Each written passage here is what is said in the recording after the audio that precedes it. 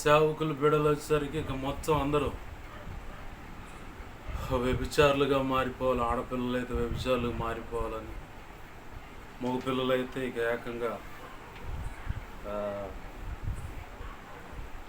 తిరుగుబోతులుగా, కిరాయించులుగా, చెడిపోయిన బ్రతుకులు, పాపంలో భయంకరమైన బ్రతుకులుగా మారిపోవాలి. ఇలా మంత్ర ప్రయోగాలు ఈ రహస్యంగా జరుగుతూ ఉన్నాయి. ఇక వీళ్ళు వచ్చారు, ఇక ఇంకా ఉధృతంగా జరుగుతాయి. అయితే ప్రభునందు ప్రియమైన దేవుని బిడ్డలారా గమనించండి,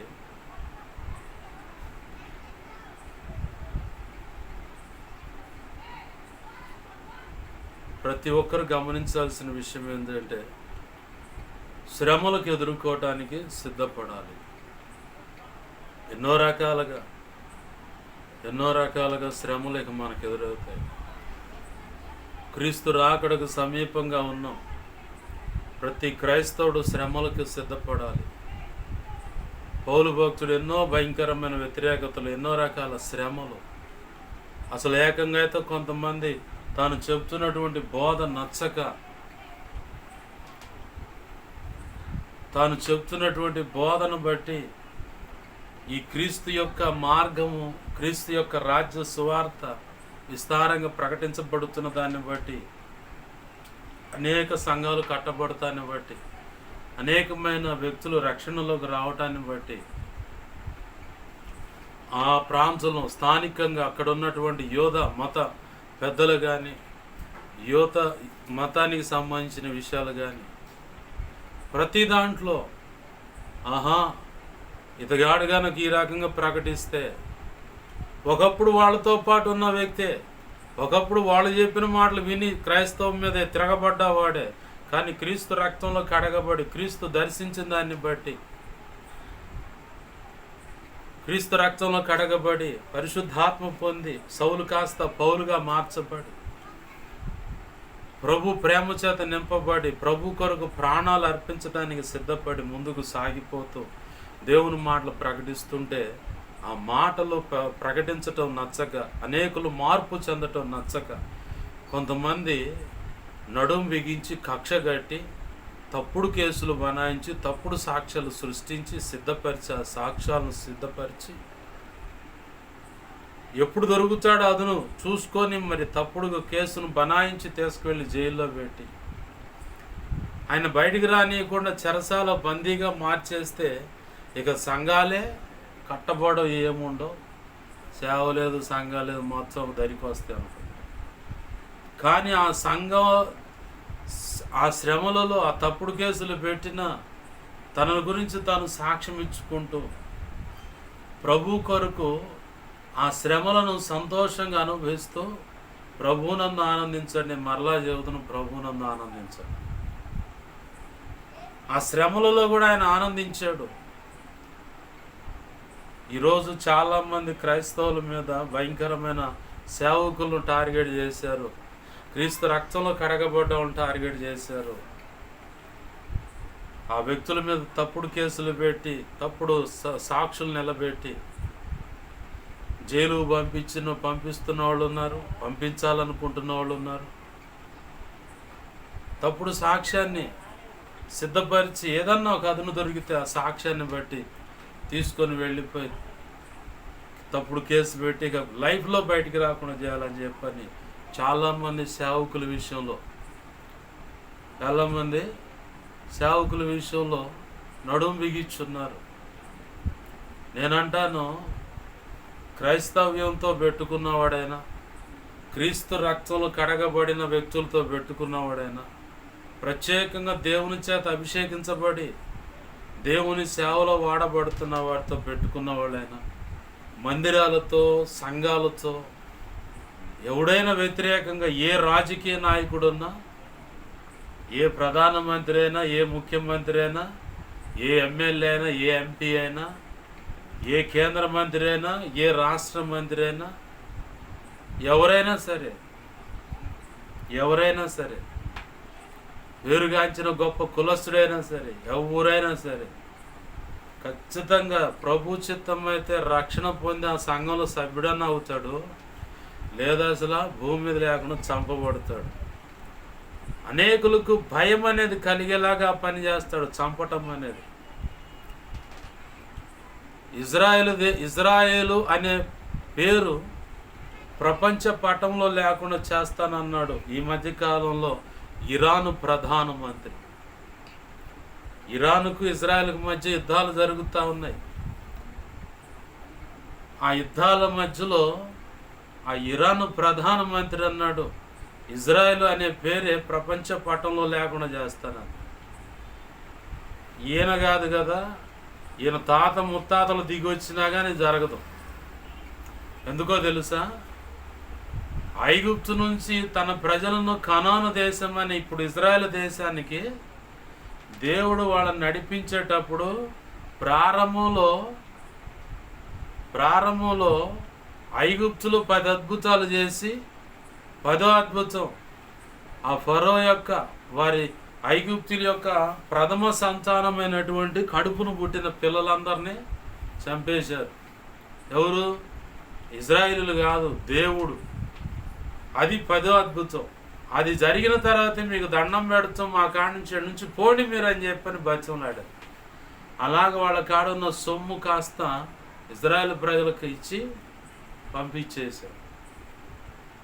ప్రభు చెప్పాడు, వాళ్ళకి నేను తీర్పు తీరుస్తాను, వాళ్ళ దగ్గర నుంచి నీ బిడ్డలు, అబ్రహాంతో చెప్పిన మాట, నీ బిడ్డలు దోచుకొని సమృద్ధి గలవారే బయటకు వస్తారు. అంటే వాళ్ళు ఇచ్చేశారు. చెవుల కమ్మీలు, బంగారం, వాళ్ళ మీద మొత్తం నిలువు దోపిడి అంటారు, మొత్తం వాళ్ళే తీసి ఇజ్రాయెల్ ప్రజల చేతిలో పెట్టి మీకు దండం పెడుతున్నాయి, నుంచి వెళ్ళిపోండి, మేము ఇంకేం నష్టం చూడాల్సి వస్తుందో, ఇక్కడ నుంచి వెళ్ళిపోండి అని చెప్పని బతిమలాడారు. ఆ తర్వాత ఎర్ర సముద్రం కాడ రాగానే ఐగుప్తులో ఉన్న ఫరో ఆగడాలు. దేవుడు తన హృదయాన్ని ఇంకా కఠిన పరిస్థితి పరిగెత్తుకుంటూ వచ్చాడు. ఎర్ర సముద్రం వైపు పోతున్నారంట. ఇక్కడ వాళ్ళకి పోవడానికి మార్గం లేదు, ఇంకా చంపొచ్చు వాళ్ళు మొత్తాన్ని అని. దేవుడు ఎర్ర సముద్రాన్ని పాయలు చేశాడు, తన ప్రజలను దాటించాడు. ఫరోను కూడా సముద్రంలోకి రానిచ్చాడు. తన ప్రజలు దాటేంత వరకు కూడా దేవుడే అగ్నిస్తంభమై తన ప్రజల వెనక భాగానికి వెళ్ళి నిలబడి ఫరో సైన్యంతో పోరాడాడు. వాళ్ళు చెప్పుకున్నారు, అరయ్యా వాళ్ళ దేవుడు మనతో పోరాడుతున్నాడు రా అని చెప్పారు. అది వాళ్ళకి అర్థమైంది. ఇవాళ కొంతమందికి అర్థం కావట్లా, దేవుడే వీళ్ళతో పోరాడుతున్నాడు అన్న సంగతి అర్థం కాదు. చివరికి తన ప్రజలు దాటిపోయారు. ఈ ఫరో సైన్యం, ఫరో వాళ్ళ కుటుంబం మొత్తాన్ని ఆడకు వచ్చేసింది. ఆ నీళ్ళలో మొత్తాన్ని చంపిపడేశాడు. ఎర్ర సముద్రం దాటిన తర్వాత ఎంతోమంది ఐగుప్తు, ఎర్ర సముద్రం దాటిన తర్వాత ఎరికో రాజును చంపేశాడు. ఇంకా కొంతమంది రాజులు ఎదురుకు వచ్చారు, అమాలేకులు రాజులు వచ్చారు. హాయి పట్టణం దగ్గర కొంతమంది ఎదురు వచ్చారు, మొత్తాన్ని చంపేశాడు. యోర్దాను నది పాయలు చేసి కనాను దేశంలో 6 రకాల జాతుల ప్రజలు ఉంటే 6 రకాల జాతులకు సంబంధించిన రాజులు మొత్తాన్ని చంపేశాడు. దేవుని బిడ్డలకి ఆయన కోరుకున్న ఇజ్రాయెల్ అంటే ఇప్పుడు ఇజ్రాయెల్ దేశం ఉంది. ఇక్కడ క్రీస్తు రక్తంలో గడగబడ్డ వాళ్ళు కూడా క్రొత్త నిబంధనకు సంబంధించిన ఇజ్రాయేల్. వీళ్ళ జోలు వచ్చినా వాళ్ళ జోలు వచ్చినా ఆయన కదులుతాడు, ఖచ్చితంగా చేయాల్సింది చేస్తాడు. ఆ ఉగ్రత మీ కుటుంబాల మీదకి రాకూడదని బతిమలాడుతుంటే ఒకడికి అసలు వాడికి పట్టిన దానికి 3 కాళ్ళు అంటారు. కుందేలు, అరే నువ్వు పట్టుకున్న కుందేలు 3 కాళ్ళు 4 కాళ్ళు ఉన్నారంటే కాదు నేను పట్టుకున్న దానికి 3 కాళ్ళే అంటాడు. నీ చేతిలో ఉన్నదంటే అది దాని లెక్క చెప్పమాక, నాకు కనపడుతున్నాయి 3 అంటాడు. ఇప్పుడు అలా మూర్ఖంగా చాలామంది క్రైస్తవ్యానికి, క్రీస్తు రక్తంలో కడగబడ్డ వారికి, సేవకులకు, దేవుని సేవకి, సంఘానికి వ్యతిరేకంగా వస్తున్నారు. ఖచ్చితంగా నేను చెబుతున్నాను, ప్రభు చిత్తమైతే మార్పన్న చెంది సంఘ సభ్యులన్న అవుతారు.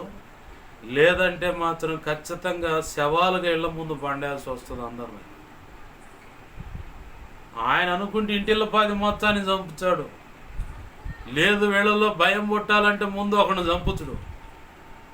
ఆ ఒక్కడిని చంపిన దాన్ని బట్టి హృదయాలు సరిచేయబడి జాగ్రత్త పడ్డారా సరి, లేకపోతే ఖచ్చితంగా ఇక వరుస పెడతాడు అనమాట. ఇంట్లో పెద్దలు మొదలుకొని పసిబిడ్డల మటుకు ఎవరిని వదిలిపెట్టడం, మొత్తాన్ని చంపుతాడు. ఆయనకు అంత కోపం ఏంటంటే మరి తన బిడ్డలు జోలేస్తే అంతే కోపంగా కదులుతాడు.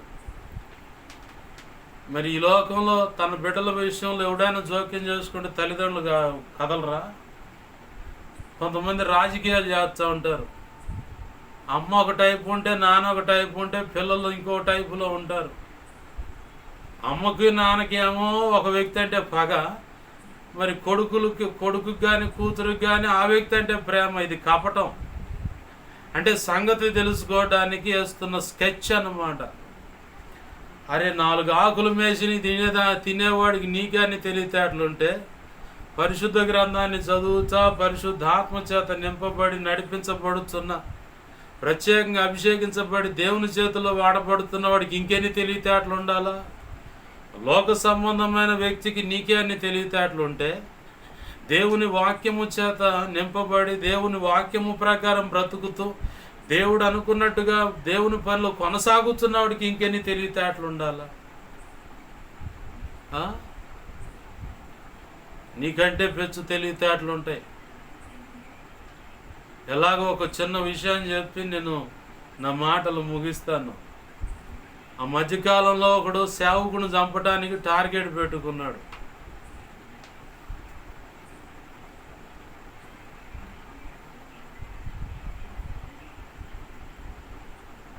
సేవకుని చంపడానికి టార్గెట్ పెట్టుకున్నాడు. ఓ కిరాహంతకుడితో మాట్లాడుకున్నాడు ఇంత అని. వాడు కూడా చంపడానికి రెడీ అయ్యాడు. సరే, ఒకరోజు ఆయనతో మాట్లాడటానికి అపాయింట్మెంట్ అడుగుతాను, వెళుదు కానీ వెళుతూ రివాల్వర్ జేబులో లోడ్ చేసుకొని ఉంచుకో అని చెప్పని పంపించారు. ఆ వ్యక్తి సరే అని చెప్పని సేవకుడి దగ్గరకు వచ్చాడు. నిజంగా రియల్గా జరిగిన సంగతి. అయ్యా, సేవకుని కలవాలంటే సహకారులు అడిగారు, అయ్యగారు ఎవరో మిమ్మల్ని కలవటానికి వచ్చారంటే సరే రమ్మను అని చెప్పారు. సరే రమ్మని చెప్పాను అనగానే లోపలికి వచ్చాడు. లోపలికి వచ్చి రాగాల్లో కూర్చున్నాడు. అయ్యా వందనాలు అయ్యా అండు. చాలా భక్తుడిగా నటించాడు, చాలా గొప్ప భక్తుడిగా నటించాడు. అయ్యా వందనాలు అంటే ఆ వందనాలు అయ్యా. ఆ సేవకుడు తన ఎదుటికి రాక మునిపే దేవుడు తను ఏ జేబులో రివాల్వర్ లోడ్ చేసి పెట్టుకున్నాడో సేవకుడికి ముందుగానే చెప్పేసి ఉన్నాడు దేవుడు. ఎప్పుడైతే ఆ దైవజనుడు కాల్చి చంపటానికి వచ్చినటువంటి ఆ వ్యక్తి లోపలికి రాగానే కూర్చోయా అని చెప్పి అన్నాడు. నీ పలానా జేబులో రివాల్వర్ ఉందో తీసి బయట పెట్టాను. పలానా జేబులో, ప్యాంటు జేబులో పలానా చోట నన్ను కాల్చటానికి అని చెప్పి తెచ్చుకున్నావు కదా రివాల్వర్, అది ఉంది, తీసి బల్ల మీద పెట్టు అన్నాడు. ఈ కాల్చడానికి వచ్చిన కిరాయహంతకుడికి అదిరిపోయాడు. నేను ఫలానా జేబులో పెట్టుకున్నది నాకు తప్ప ఇంకెవరికి తెలియదు, అది కూడా లోడ్ చేసి పెట్టాను. ఈయన ఇంత క్లియర్గా ఫలానా జేబులో రివాల్వర్ లోడ్ చేసి పెట్టుంచావు, నన్ను కాల్చడానికి అదను దొరికితే, అవకాశం దొరికితే కాల్చాలని తెచ్చుకున్నావు, చంపడానికి తెచ్చుకున్నావు, అది తీసి బల్ల మీద పెట్టాను. ఈ వెళ్ళినోడు నివ్వురిపోయి అంతే మోకాళ్ళ మీదకి వచ్చి, అయ్యా నీతో దేవుడున్నాడు, ఆ దేవుడు నాకు కావాలని చెప్పని సాగిలపడి పాప క్షమాపణ పొంది రక్షణ అనుభవంలోకి వచ్చి దేవుని బిడ్డగా మారిపోయాడు. దేవునికి మహిమ కలుగునుగా. హల్లెలూయా. ప్రభునందు ప్రియమైన దేవుని బిడ్డలు గమనించండి, ఒక్కొక్కడు చేసేది దైవజనుడికి తెలియదు అనుకుంటారు. ఏం చేయబోతున్నావో కూడా దేవుడు ముందుగా చెబుతాడు దైవజనుడికి. ఏం చేయబోతున్నావో ముందుగానే చెప్తాడు దేవుడు దైవజనుడికి. దాన్ని బట్టి దైవజనులు తప్పించబడుతుంటారు. దాన్ని బట్టి ప్రభు కృపచేత తన బిడ్డలు రక్షించబడుతుంటారు. అబ్రహాముతో అంటాడు లోతు విషయంలో, సొదొమ గొమొర్రా పట్టణం విషయంలో ఏం చేయబోతున్నాడు? నా స్నేహితుడైన అబ్రహాముకు నేను చేయబోవు సంగతి చెప్పక నేను దాచి ఉంచదనా అన్నాడు. అని ఆ మాట చెప్పి వెనక్కి తిరిగి వచ్చి, అబ్రహామా,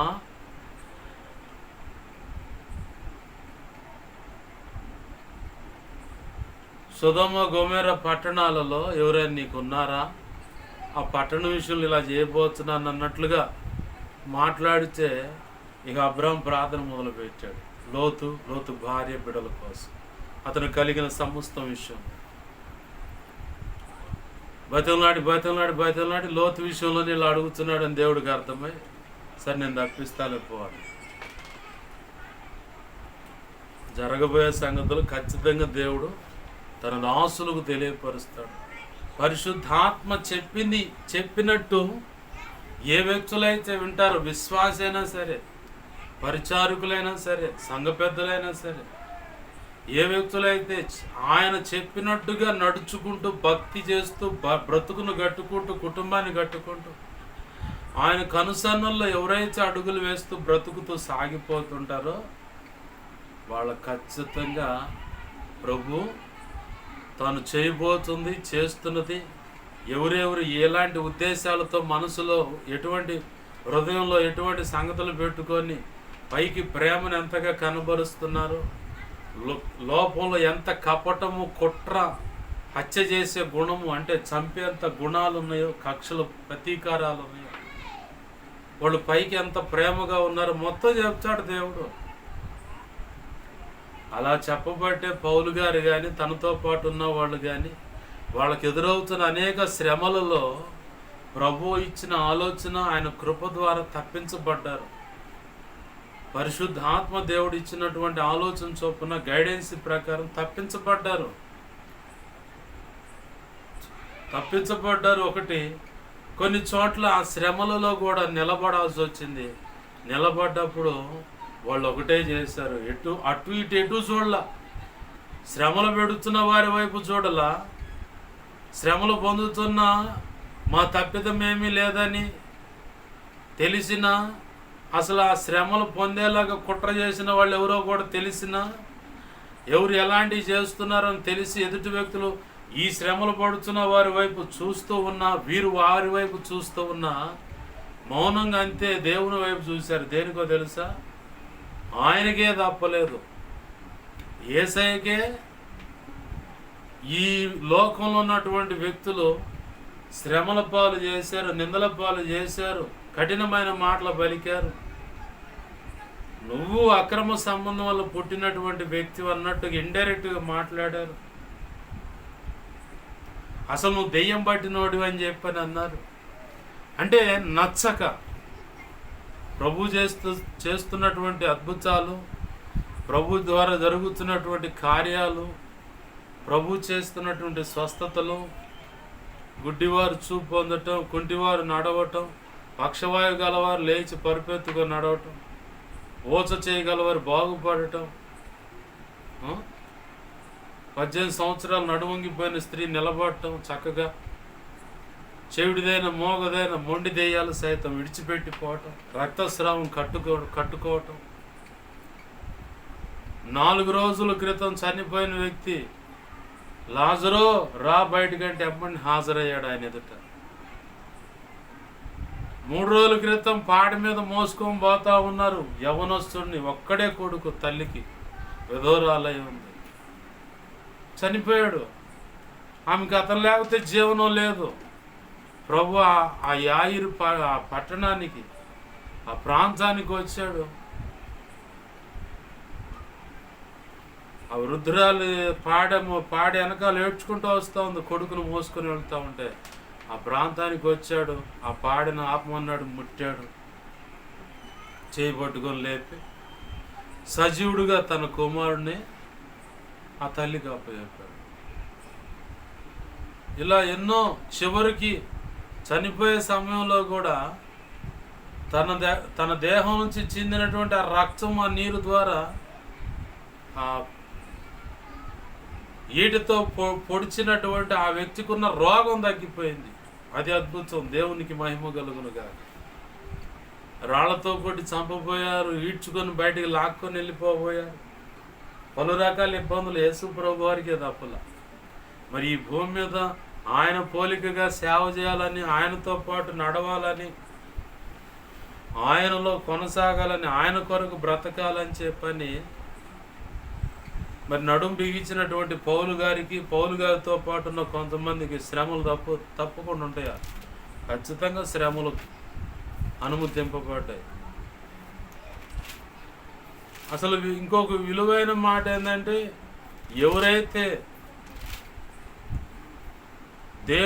దేవుని కొరకు నీతిగా యథార్థముగా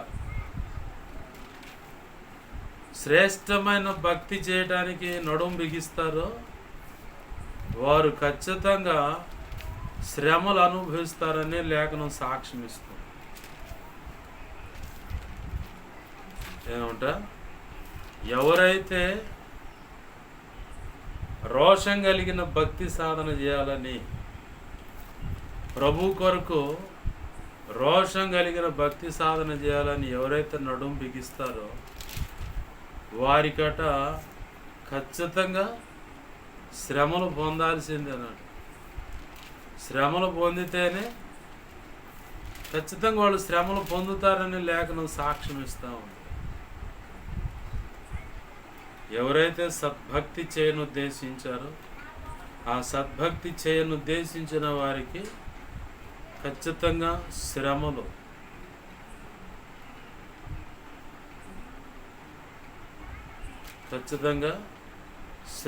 అనే మాత్రం ఉంటాయని లేఖనం సాక్ష్యం ఇస్తుంది. ప్రభునందు ప్రియమైన దేవుని బిడ్డలారా గమనించండి. నీతిగా భక్తి సాధన చేయగోరుతున్న వాళ్ళకి ఖచ్చితంగా శ్రమలు అనుభవించాలని చెప్పని లేఖనం సాక్ష్యం ఇస్తుంది. అలాగనే వాళ్ళు ఆ రోజు ఆ శ్రమలు అనుభవించారు కాబట్టి ఈ మాట క్రైస్తవ ప్రపంచానికి అందించారు. ఖచ్చితంగా శ్రేష్టమైన భక్తి సాధన చేయాలనుకున్న వాళ్ళకి శ్రమలు ఖచ్చితంగా విస్తరిస్తాయి. శ్రమలు పొందాల్సిందే, శ్రమలు అనుభవిస్తారని చెప్పి లేఖనం సాక్ష్యం ఇస్తుంది. ప్రభునందు ప్రియమైన దేవుని బిడ్డలారా గమనించండి.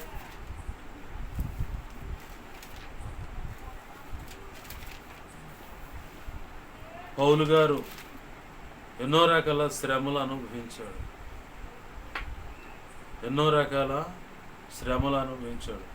ఆ ప్రతి శ్రమల్లో కూడా యేసయ్య సిలువ వైపు చూశాడు. యేసయ్య సిలువ వైపు చూశాడు కాబట్టి పౌలు గారు అంటున్నాడు ఇక్కడ, మేము శ్రమలు అనుభవించాం.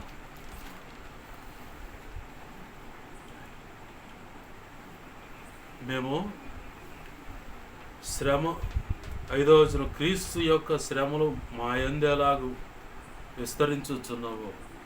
అంటే ప్రతి విషయంలో కూడా క్రీస్తు పొందినటువంటి శ్రమలు వీళ్ళు కూడా పొందారు. క్రీస్తు ద్వారా ఆదరణయు మాకు విస్తరించుచున్నది. ఆ తర్వాత మనతో మాట్లాడుతున్నాడు. ఆ శ్రమలు మీరు ఏమన్నాడు ఇక్కడ, మీరు శ్రమలలో ఎలాగ పాలివారై ఉన్నారో అలాగే ఆదరణలోనూ పాలివారై ఉన్నారని మనకు కూడా చెప్తున్న మాట ఏంటంటే, ప్రారంభంలో నేను చెప్పాను, ముంగుమూరు దేవదాసయ్య గారు చెప్పిన మాట, సిలువ నీలో ఉన్న ఎడల విలువ, కష్టాలలో అది నీకు చలువ. అంటే ఇక్కడ భక్తుడు అనేక రకాల శ్రమలు అనుభవిస్తూ ఆ శ్రమల్లో కూడా ప్రభువును బట్టి ఆనందిస్తూ ఆ శ్రమల్లో ప్రభువునందు ఆనందిస్తూ ఉన్నారు. ప్రభువునందు ఆనందించటమే కాదు, ఆ శ్రమలలో గొప్ప ఆదరణ ప్రభు ద్వారా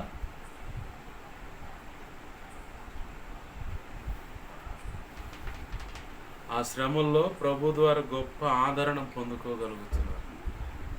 మనము కూడా శిలువ మనలో ఉంటే కష్టాల్లో చలువ అన్నట్లుగా ఎదురవుతున్న ప్రతి సమస్య, ప్రతి ఇరుకు ఇబ్బంది ప్రభువుకు అప్పచెప్తూ, ఎందుకంటే రాబోతున్న కాలంలో గడ్డు కాలాలు, చాలా శ్రమలు అనుభవించాల్సి ఉంది. శ్రమలకే నువ్వు సిద్ధపడాలి. నాకు శ్రమ లేదని చెప్పని అనుకోకూడదు. కష్టే సుఖి అంటారు. పౌలు భక్తుడు అంటాడు కదా, రైతు భూమిని సేద్యం చేసి గింజ నాటి నీళ్లు పెట్టి ఎరువేసి ఎన్నో రకాల ప్రయత్నాలు చేస్తాడు. అంటే పిచికారి విషయంలో, పై మందు జల్లే విషయంలో, కింద మందు జల్లే విషయంలో, బలం మందు కింద మందు చల్లుతారు, పై మందు పురుగు పట్టకుండా పిచికారి చేస్తారు, అంటే చల్లుతారు, స్ప్రే చేస్తారన్నమాట. అంత చేసినా కానీ చివరికి దిగుబడి వస్తుందని కష్టపడతాడు, సమృద్ధి వచ్చుదని కష్టపడతాడు. పరుగు పందెంలో కూడా చాలామంది పరిగెడతారు, ఎవరో ఒక్కళ్ళే గోల్డ్ కాయిన్ కొడతారు, అంటే గోల్డ్ మెడల్ సాధిస్తారు. అది పరుగు పందెమైనా ఎలాంటి ఆటల పోటీలైనా సరే.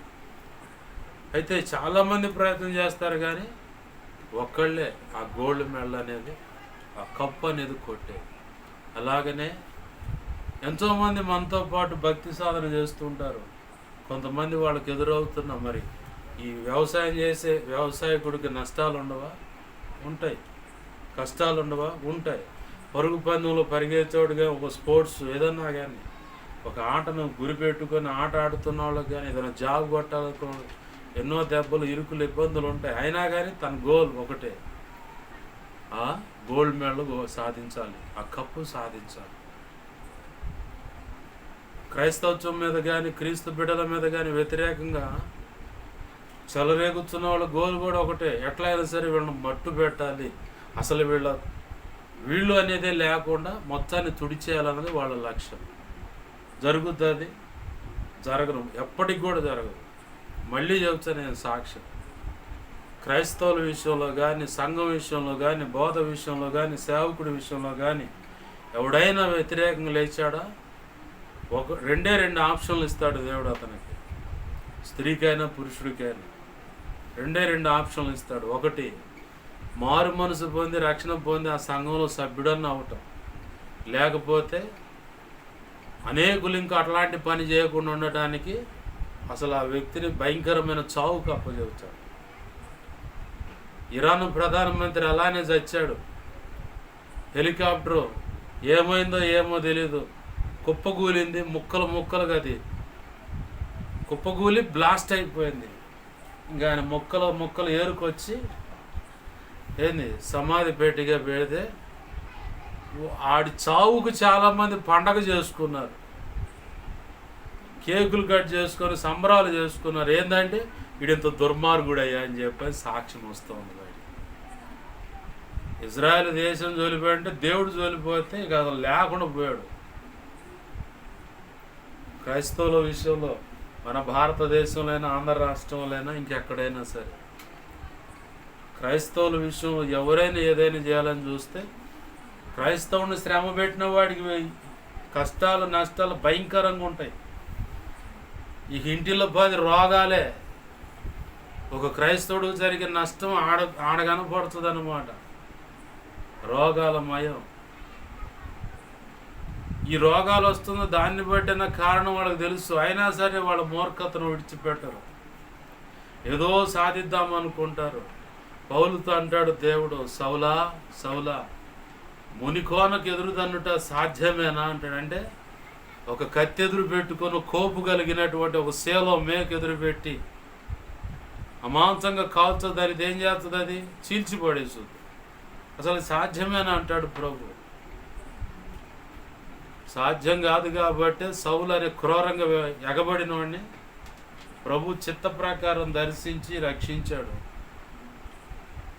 దావీదు ఎవడన్నా వాడిని సేవకుడు, దావీదు దేవుని చేత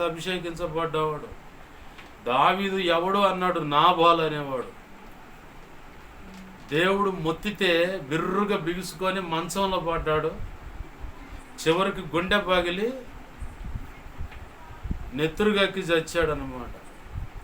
బెల్షాజర్ అనేవాడు కూడా అంతే. దేవుని మందిరం ఉపకరణాల విషయంలో తప్పుగా చేస్తే మొత్తితే దెబ్బకు బిర్రుగా బిగుసుకొని నెత్తురుగక్కి చచ్చాడు. ఫరో అనేవాడు కూడా యెహోవా ఎవడు అంటే కడుపును పుట్టిన కొడుకును చంపాడు. తర్వాత అతనికి సంబంధించిన మొత్తాన్ని ఎర్ర సముద్రంలో ముంచిపోవడానికి చంపేసి. దేవునికి దైవజనుడికి వ్యతిరేకంగా లేచిన వాడి బతుకు అంతేగా.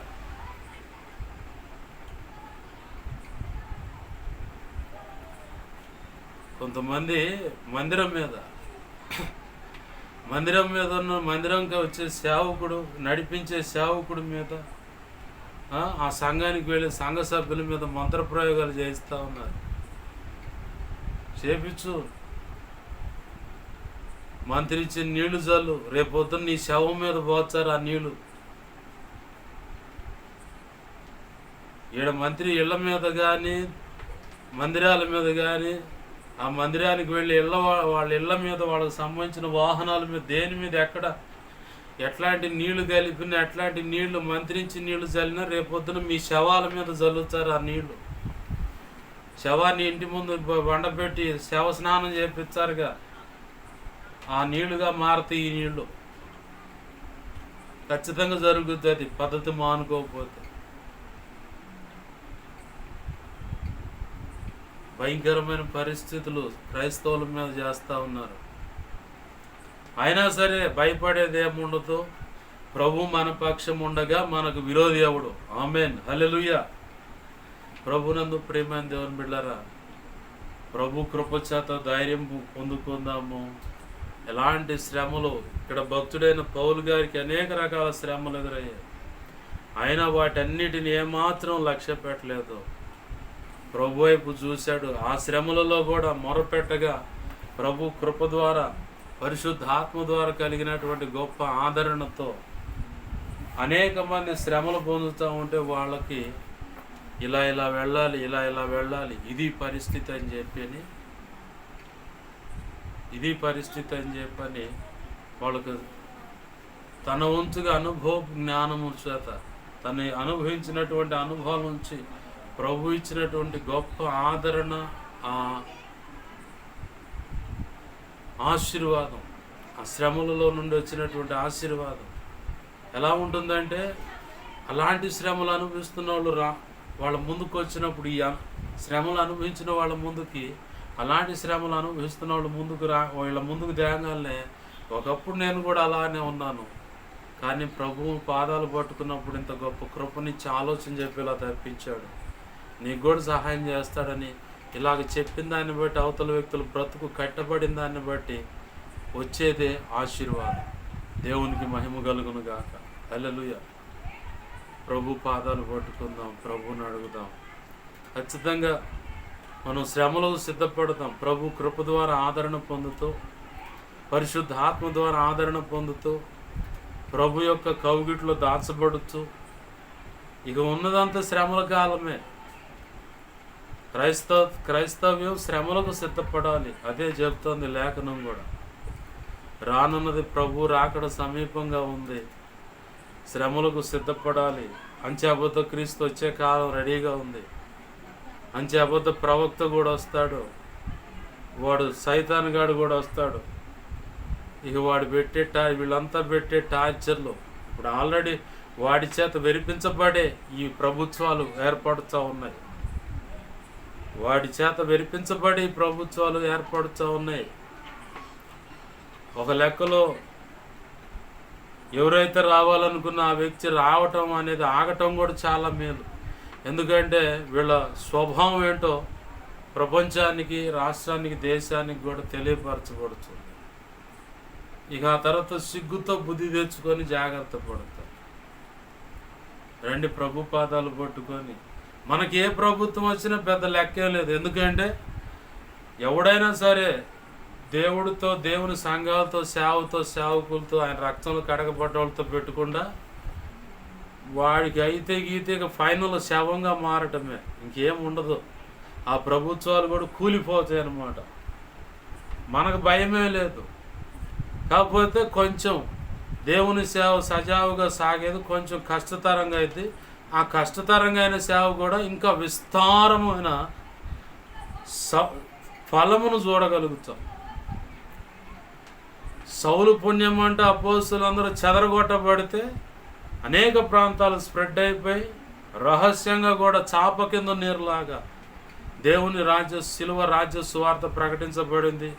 విస్తారంగా ఆత్మ రక్షించబడ్డారు. ఈ 5 సంవత్సరాలు జరిగేది అదే. ప్రభు పాదాలు పట్టుకుందాం.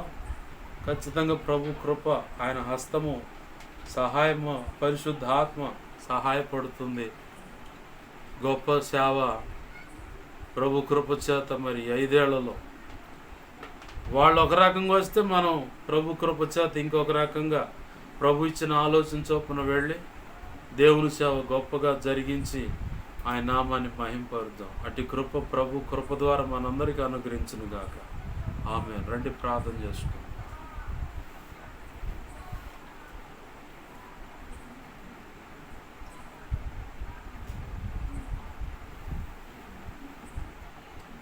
ప్రేమగల మా తండ్రి, నీకు వందనాలు, కృతజ్ఞతాస్తుతులు. జీవాధిపతి మా తండ్రి, నీకు కృతజ్ఞతాస్తుతులు. ప్రభువా, విత్తబడ్డ వాక్యం వ్యర్థమైపోకుండా మా హృదయాల్లో పదిలపరచు. అనేక పర్యాలు నెమరు వేసే కృప మాకు దయచి అయా కనికరించండి. ఇదిగో దేవా, ఇక్కడ ఉదయ భాస్కర్ అని చెప్పండి దేవా, అతను వారి మామ ద్వారా జరిగించబడుతున్నట్టు వారి మామ ద్వారా తర్వాత ఇతను బాధ్యతలు చేపట్టాడు.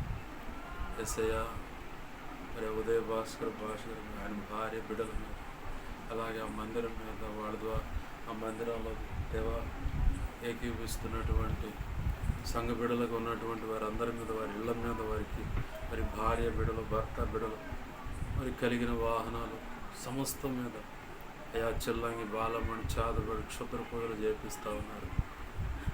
దేవా దేవా, ఇదిగో తండ్రి, అలాగనే కాళికా ముందు, కనకదుర్గ ముందు, ఏర్లంకమ్మ, దేవర్లకు చెప్పాను దేవా.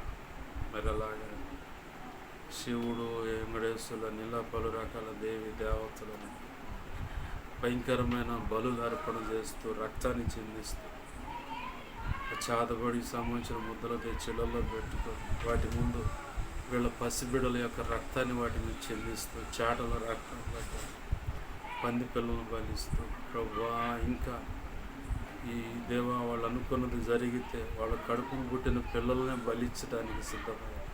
ఇలాంటివి జరిగిస్తున్నారు భయంకరంగా. వీటిని బట్టి ప్రభువా, ఇదిగో తండ్రి, నీ బిడ్డలు భయపడక నీ పాదాలు పట్టుకొని రహస్యంగా ప్రార్థించేలాగా అని దేవ సిద్ధపరచు. ఎక్కడ కూడా నీ బిడ్డలు నోరు తెరిచి ప్రార్థన దేవ మాట్లాడక రహస్యమందు ప్రభు నీ పాదాలు పట్టుకున్నారు. ప్రార్థించి దేవా వాటన్నిటిపై విజయం పొందేలాగా సహాయించి ఆ చేయిస్తున్నవారు సైతం పతనమయ్యేలాగా నీ చిత్తమై చేయ ప్రభు. నీ చిత్తమైతే రక్షించు, సంఘ సభ్యులుగా నచ్చు, లేదా అసలు భూమి మీద లేకుండా చిక్కింపేసి నువ్వు అనుకున్నది జరిగించని ప్రభు నీకు స్తోత్రం. వెలువడ చేయబడే వాక్యాలను బట్టి నీ కృతజ్ఞత. ఆ వాక్యం మా హృదయాల్లో స్థిరపరచని, పదిలపరచని, అనేక పర్యాలు నెమరు వేసుకునే కృపను వచ్చి ఈ వాక్యాన్ని హెచ్చించుకుంటున్నాం. అయ్యా, నాకు మాకు మా మీద ఇంకెవరికైనా కళలు గల దర్శన స్వప్నాలు చూపించబడి సమస్త శోధనటి ప్రభావాన్ని పాసన వేస్తున్నాం. మహాప్రవృత్తాన శోధన వాటి నుండి ప్రభావాన్ని బంధించి లయపరిచిన కృతజ్ఞతాస్తుతులు. నాకు మాకు మా మీద ఇంకెవరికైనా కళముద్దల దర్శనం స్వప్నాలు చూపించబడ్డ సమస్త మంచి కళ, మంచి దర్శనం స్వప్నముద్దలు వచ్చిన సమస్త మంచి వేస్తున్నాం. ఈ మహాప్రవృత్తాన శక్తి వేస్తున్నాం. త్వరపెట్ట జరిగిన చేసి నెరవేర్చుకోండి. వేస్తున్నాం. త్వరపెట్ట జరిగిన చేసి నెరవేర్చిన మీ కృతజ్ఞతాస్తుతులు తెలుస్తుంది. సహాయం చేయండి అయా. కనికరించ మా నిమిత్తం ప్రార్థించమన్న ప్రతి ఒక్క అవసరత హృదయంలో మీ కృప చేర్చి మా కోసం, పరిచయ కోసం అన్ని విషయాలు ప్రార్థిస్తున్న వీళ్ళని ఆశీర్వదించి నీ సేవలు గొప్పగా అభిషేకించేవారు. ఎవరు అనారోగ్యంతో బాధపడిన వారిని తాగి స్వస్థపరిచి, ఎవరి కుటుంబంలో సమస్యలతో వారిని తాగి అయా ఆ సమస్య నుంచి విడిపించి నువ్వు అనుకున్న గొప్ప కార్యం జరిగించి సమస్త విషయాలు కృప చూపి సహాయం చేయి.